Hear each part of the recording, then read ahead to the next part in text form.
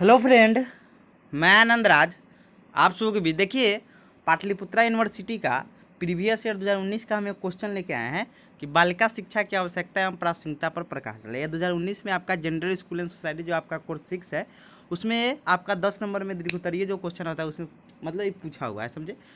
देखिए, आपका क्वेश्चन है कि बालिका शिक्षा की आवश्यकता एवं प्रासंगिकता पर प्रकाश डालें। देखिए, बालिका शिक्षा की वर्तमान समय में क्यों आवश्यकता है, बालिका जो होती है, लड़की होती है, उसकी उस वर्तमान समय में क्यों शिक्षित करना चाहिए। देखिए, ये ऐसा पेपर आपका जेंडर स्कूल एंड सोसाइटी है जो आप अपने से भी लिख सकते हैं, समझे।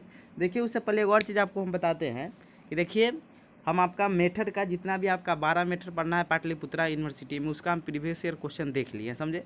देखिए, पूरा का हम डाल चुके हैं, समझे। आप प्लेलिस्ट में जाइएगा, पाटलिपुत्रा यूनिवर्सिटी का मिलेगा, सबका हम पेपर ऊपर नाम भी लिख दिए हैं, कौन फिजिकल साइंस का कौन है, कौन आपका बायोलॉजिकल साइंस है, कौन मैथ का है, कौन कॉमर्स का है, कौन हिंदी का है, कौन आपका हिस्ट्री और सिविक्स का है, कौन आपका इकोनॉमिक्स और ज्योग्राफी का है। सबका हम 12 मेथड डाल चुके हैं, हिंदी, इंग्लिश, समझे, उर्दू। तो जो नहीं देखे होंगे वो जाके देख लीजिएगा, समझे। प्रीवियस ईयर क्वेश्चन आपका 2019 का है, जो नहीं देखे होंगे जाके देख लीजिएगा, समझे। तो आइए हम स्टार्ट करते हैं। आपका क्वेश्चन लिखा हुआ है, बालिका शिक्षा की आवश्यकता एवं प्रासंगिकता पर प्रकाश डाले। देखिए, लिखा हुआ है प्रस्तावना, इंट्रोडक्शन। देखिए, 10 नंबर क्वेश्चन है, तो इंट्रोडक्शन से आप स्टार्ट कीजिएगा। लिखा हुआ है, हम जानते हैं कि वर्तमान समय में कोई भी देश के विकास में महिलाओं यानी बालिकाओं का महत्वपूर्ण योगदान होता है। देखिए, एक और चीज़ समझिएगा, सिंपल समझाते हैं। मान लीजिए आप ही घर में, मान लीजिए 10 सदस्य होगा और एक आदमी जो घर में होगा वो कमाने वाला होगा। 10 सदस्य नहीं, मान लीजिए 5 सदस्य मान लीजिए। तो मान लीजिए एक आदमी कमाएगा तो उस घर का उतना विकास नहीं होगा, लेकिन वही घर में मान लीजिए 2-3 आदमी कमाता है तो उस घर का ज़्यादा विकास होगा। आप एक और चीज़ इससे मिलाइएगा कि शहर के में होता है तो लड़का लड़की सब जॉब करते हैं, सब आदमी काम करते हैं, लेकिन गांव में क्या होता है कि एक आदमी कमाता है और सब उसी पर निर्भर रहते हैं, समझे। तो गांव का आदमी उतना विकास नहीं कर पाता है। शहर का आदमी क्या होता है कि जितने भी लड़की हो, लेडीज़ हो, जो भी हो, वो सब जॉब करते हैं, समझे। तो उनका विकास कुछ अलग होगा, समझे। तो वही चीज़ कहा जा रहा है कि हम जानते हैं कि वर्तमान समय में कोई भी देश में विकास में महिलाओं यानी बालिकाओं का महत्वपूर्ण योगदान होता है, समझे। आप जानते होंगे कि आपका अमेरिका हुआ, चाहे आपका चाइना हुआ, चाहे ये सब इतना देश क्यों विकसित है, क्योंकि वहाँ पर महिला भी जॉब करती है, उनको समान अधिकार दिया जाता है। लेकिन भारत में ऐसा चीज़ नहीं है, बहुत तरह की परेशानी है, समझे, यहाँ पर जॉब करने में, समझे। गाँव में तो बहुत आदमी, गाँव में जो होता है तो बहुत को जॉब करने ही नहीं दिया जाता है, समझे। तो ये सब समस्या है। तो इस चीज़ के बारे में कि बालिका शिक्षा की क्यों आवश्यकता पड़ी, समझे। तो वही आपका है कि महिलाओं यानी बालिकाओं का महत्वपूर्ण योगदान होता है। जब कोई देश में पुरुष या महिला दोनों आदमी काम करते हैं, उस देश का विकास अलग ही होता है, अलग यानी कुछ अलग होगा, समझे, यानी विकसित देश वो बनता है।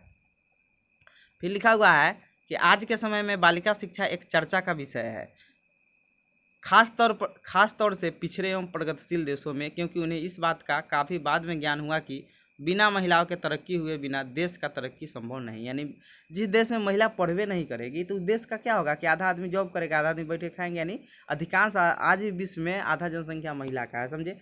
तो जब तक महिला क्या करेगी कि जॉब नहीं करेगी, उनका तरक्की, उनका विकास नहीं होगा, तब तक क्या होगा कि उस, देखिएगा एक और चीज़, तो देश का क्या होगा, विकास नहीं होगा। देखिए, जिस घर में महिला नहीं पढ़ी रहती है उस घर का उतना अच्छा विकास नहीं होता है, समझे। कोई आदमी कुछ मतलब अथी करके चल जाएगा तो उस घर में, इसीलिए मतलब 2 रोटी कम खाइए लेकिन अपने बाल बच्चा, यानी आप लड़की हो या लड़का हो, उनको पढ़ाइए जरूर, समझे। पढ़ाई में तो थोड़ा भी कोताही नहीं बरतिए, समझे। तो 2 रोटी कम खाइए लेकिन अपने बाल बच्चा को जरूर पढ़ाइए, वो लड़का हो या लड़की हो, सबको समान रूप से शिक्षा दीजिए, समझे।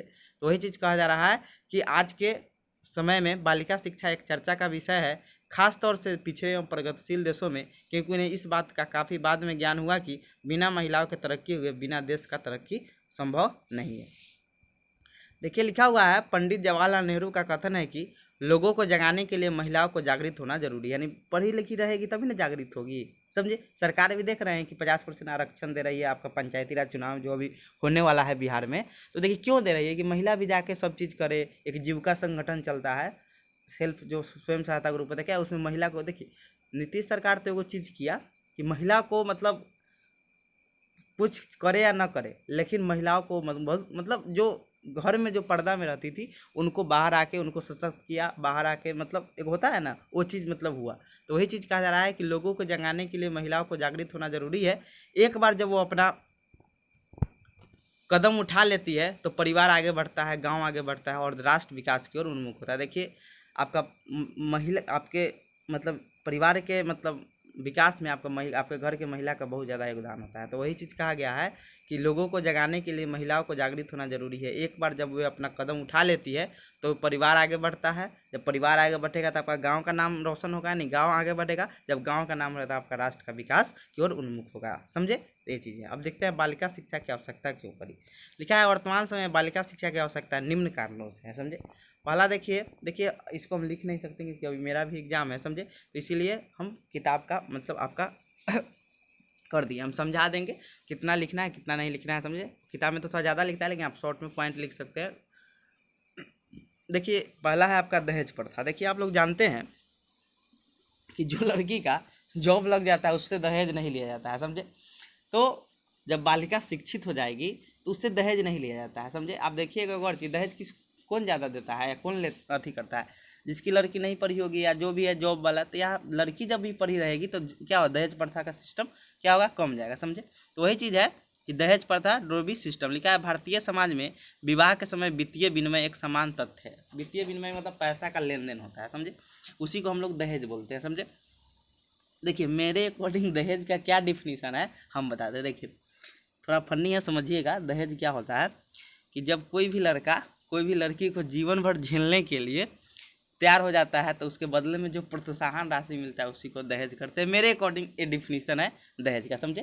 कि जब कोई लड़का कोई भी लड़की को जीवन भर झेलने के लिए मतलब तैयार हो जाता है तो उसके बदले में जो प्रोत्साहन राशि उसके ससुराल की तरफ से मिलता है उसी को एक प्रोत्साहन राशि हम उसको बोलते हैं। समझे? उसी को हम लोग क्या कहते हैं, दहेज हम कहते हैं। मेरे अकॉर्डिंग है ये दहेज। समझे? तो वही करा है कि भारतीय समाज में विवाह के समय वित्तीय विनिमय एक समान तथ्य है। यद्यपि भारत सरकार ने इसे रोकथाम के लिए कानून का निर्माण किया है, इसके बावजूद निरंतर दहेज की मांग बढ़ती जा रही है। देखिए बिहार सरकार भी बोला है दहेज जो लेंगे वो मतलब उस पर कानूनी कार्रवाई होगा। समझे? फिर भी दहेज बढ़ नहीं गया, फिक्स हो गया है कि जो डॉक्टर होगा उसको 30 लाख 40 लाख, IAS होगा 50 लाख। समझे?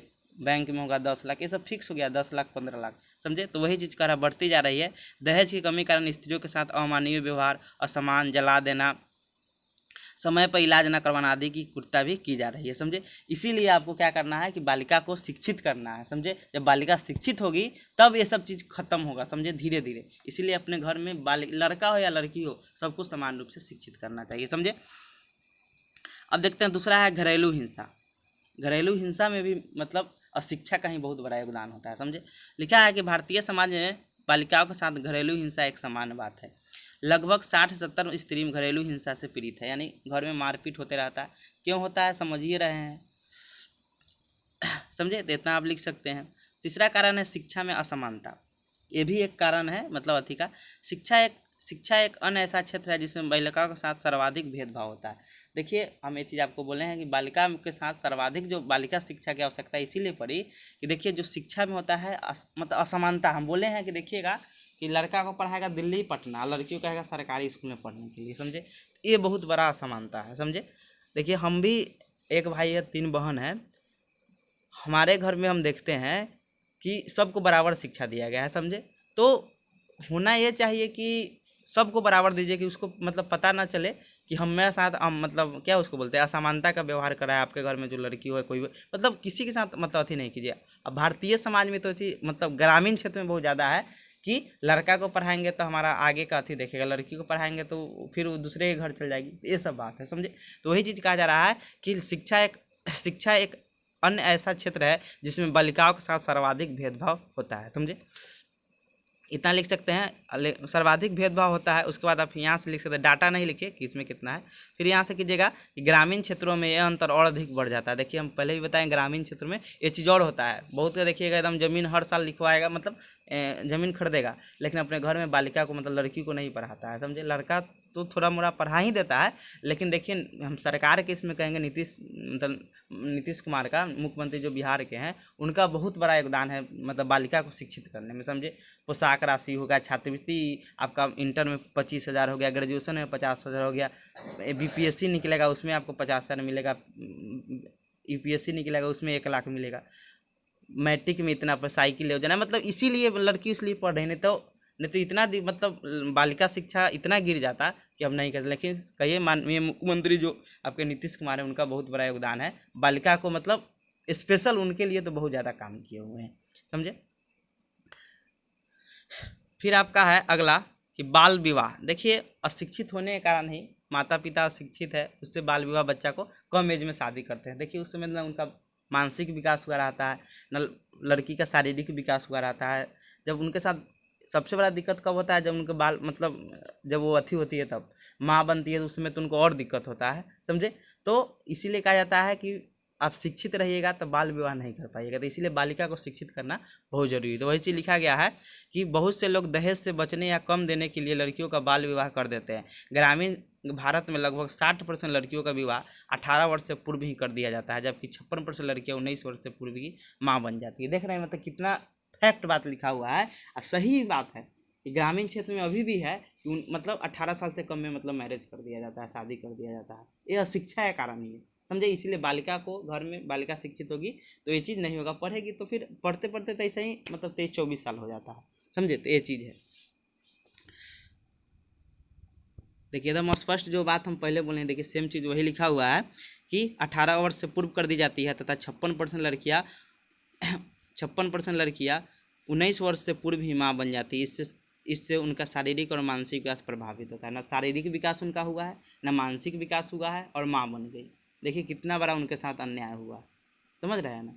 फिर आपका है अपर्याप्त पोषण, मतलब खान पान में भी भेदभाव किया जाता है, समझे। ये चीज़ अब कम है, लेकिन पहले बहुत ज़्यादा किया जाता है कि लड़का है तो इसको ज़्यादा अच्छा चीज़ मिलेगा, लड़की है, ये सब चीज़ अभी भी ग्रामीण क्षेत्र में ये सब चीज़ है कि भारतीय लड़कियां सर्वाधिक कुपोषण का शिकार है, समझे। ये चीज़ सही बात है कि लड़का का बॉर्नविटा पियाएगा तैयो मेडल नहीं जीत के लाया, कम ही लाया। नहीं, लड़की लोग जो अब ओलंपिक जो हुआ है उसमें क्या हुआ है कि लड़की लोग ही क्या आपका जो ओलंपिक ज़्यादा जीत के लाई है, समझे।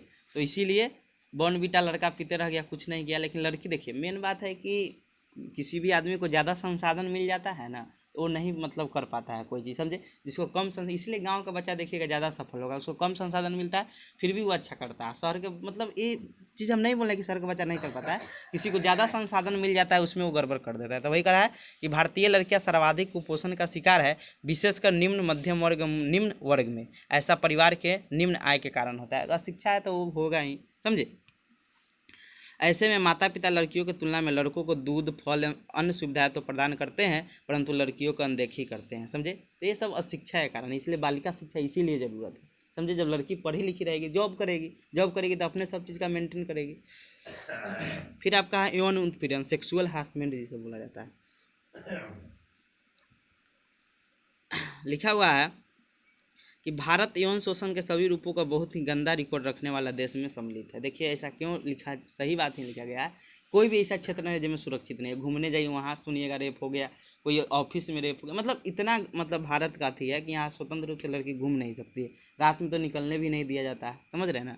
तो वही चीज़ कहा गया कि भारत यौन शोषण से सभी रूपों का बहुत ही गंदा रिकॉर्ड रखने वाला, लेकिन जब यहाँ सब शिक्षित हो जाएगी नहीं तो ये चीज़ नहीं होगा, समझे, रखने वाला देशों में सम्मिलित है। स्त्रियां और बच्चियां घरों में, सड़कों पर, सार्वजनिक परिवहन में, यहाँ तक कि छुट्टियां मनाने वाला स्थान पर भी सुरक्षित नहीं है, समझे। तो ये सब अशिक्षित के कारण होता है कि लोग अशिक्षित है तो ये सब कर देते हैं। फिर अगला है आपका, अगला है संपत्ति का अधिकार। लिखा है कि देश की कानून की अनदेखी करते हुए बहुत से परिवार पैतृक संपत्ति में लड़कियों को बराबर का अधिकार नहीं देते हैं। जब देखिए जो पढ़ी लिखी लड़की रहती है वो ले लेते हैं, क्योंकि उनका भी तो पप्पा है, तो पप्पा का है तो उनका भी हिस्सा हुआ, समझे। इसके लिए वे लड़कियों के विवाह के समय दिए गए दहेज को उसका प्रमुख कारण बताते हैं। ये बात सही लिखा गया है कि बोल देता है लड़का, उसके भाई बोल देता है कि तुम्हारा मतलब दहेज में जो पैसा दिया गया वो तुम्हारा चला गया, समझे, तुम्हारा हिस्सा उसी में चल गया। तो वही लिखा है कि देश के कानून की अनदेखी करते हुए बहुत से परिवार पैतृक संपत्ति में लड़कियों को बराबर का अधिकार नहीं देते हैं। इसके लिए वे लड़कियों के विवाह के समय दिए गए दहेज को उसका प्रमुख कारण बताते हैं। अब देखिए लिखा हुआ है सैन्य सेवा में भेदभाव। देखिए लेकिन अभी एनडीए के एग्जाम अब लड़की सब दे सकती है। पहले था कि एनडीए के एग्जाम सिर्फ लड़का देगा, लेकिन अब लड़की भी दे सकती है, क्योंकि वो भी अब पूर्ण रूप से शिक्षित हो गई, सब चीज़ हो गया है। लिखा है कि स्त्रियों को सशक्त बलों में महत्वपूर्ण पदों पर नियुक्त नहीं किया जाता है। इसका कारण युद्ध की स्थिति में दुश्मन के हाथों महिला टुकड़ी का हार या आत्मसमर्पण के समय शारीरिक शोषण का आधार बनाया जाता है, समझे। ये सब चीज़ नहीं है, लेकिन अब वो भी इसमें आ गई है, समझे। अब देखिए समान कार्य के लिए समान वेतन में भेदभाव, समझे, ये भी कारण है आपका, मतलब आपका मतलब बालिका शिक्षा के लिए। सर्वोच्च न्यायालय के विभिन्न निर्णयों के बावजूद असंगठित क्षेत्रों में स्त्रियों के समान कार्य के लिए समान वेतन प्रदान नहीं किए जाते हैं। असंगठित क्षेत्र न्यूनतम वेतन अधिनियम के प्रावधानों का भी उल्लंघन करते हैं। देखिए यहाँ कहने का मतलब वो स्त्री हो या पुरुष सबको बराबर देना चाहिए, लेकिन गांव में क्या होता है, स्त्री थोड़ा कम पढ़ी लिखी रहती है तो उनको कम वेतन देता है, समझे। तो ये सब चीज़ आपका कारण है, इतना लिख सकते हैं, इसी को थोड़ा अथी करके समझे, ये सब आप लिख दीजिएगा, आपको अच्छा नंबर मिल जाएगा, समझे। Thank you.